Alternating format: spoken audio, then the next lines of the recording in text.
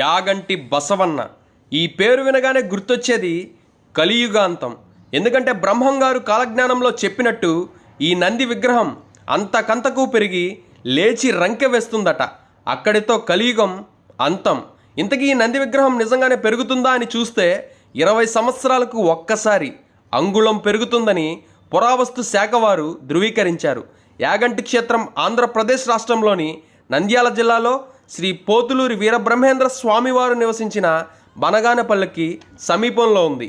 ఇక్కడ ఉన్న కోనేరులో నీరు పచ్చగా ఉన్న కోనేరులోకి నంది మీదుగా ప్రవహిస్తున్న నీరు చాలా స్వచ్ఛంగా ఉంటుంది. ఇక్కడ ఉన్నటువంటి కొండలు, గుహలు భక్తులను బాగా ఆకట్టుకుంటాయి. ఆహ్లాదకరమైన ప్రకృతి సౌందర్యంతో పరవశింపజేసే పుణ్యక్షేత్రాలలో యాగంటి ఒకటి. అగస్త్య మహాముని శాపం వల్ల ఇక్కడ కాకులు ఉండవని చెబుతుంటారు.